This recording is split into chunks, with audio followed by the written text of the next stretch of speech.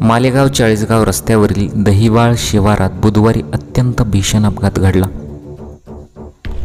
भरधाव ट्रक आणि ST bus यांच्यात झालेल्या जोरदार धडकेत काय झालेलं आहे पहा। हा अपघात इतका भयंकर होता की दोन्ही वाहनांचा अक्षरशः चक्काचूर झाला आहे। मिळालेल्या माहितीनुसार पिंपळगाव वसंत आगाराची नाशिक पाचोरा ही बस 40 पेक्षा अधिक प्रवाशांना घेऊन जात होती।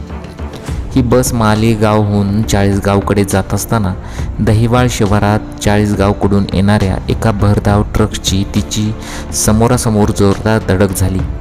दोन्ही वाहनांचा वेग जास्त असल्याने अपघाताची तीव्रता अत्यंत मोठी होती आणि बसमधील प्रवाशांमध्ये एकच गोंधळ व आक्रोश पसरला।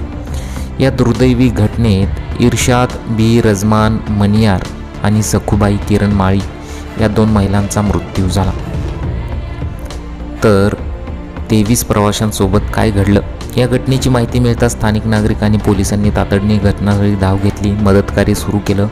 जखमींना त्वरित मालेगाव शासकीय आणि खाजगी रुग्णालयांमध्ये हलवण्यात आलं आणि जखमींमध्ये अनेक 23 जण जे आहेत ते गंभीररित्या जखमी आहेत। या भीषण अपघातामुळे चाळीसगाव महामार्गावरील वाहतूक काही काळासाठी पूर्णपणे विस्कळीत झाली होती।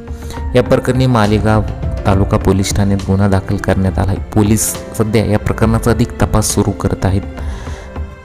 अपघातात नेमके कोण जबाबदार आहे याचा शोध घेत आहेत। वारंवार घडणाऱ्या अपघातांच्या घटनांमुळे मालेगाव चाळीसगाव हा रस्ता मृत्यूंचा सापळा बनला आहे। राज्यातील महत्त्वाच्या शहरांना जोडणाऱ्या या रस्त्यावरील वाहतूक मोठ्या प्रमाणात वाढली आहे। दुसरीकडे रस्त्यावरील मोठ्या प्रमाणावर वळणे आहेत, त्यामुळे या रस्त्याने वाहन चालवताना वाहनधारकांसाठी मोठी कसरत ठरत आहे। विशेषतः रस्त्यावरील दहिवाळ ते कळवडी फाटा दरम्यानच्या अवघ्या 9 किलोमीटर अंतरावर तब्बल 11 धोकादायक वळणे आहेत।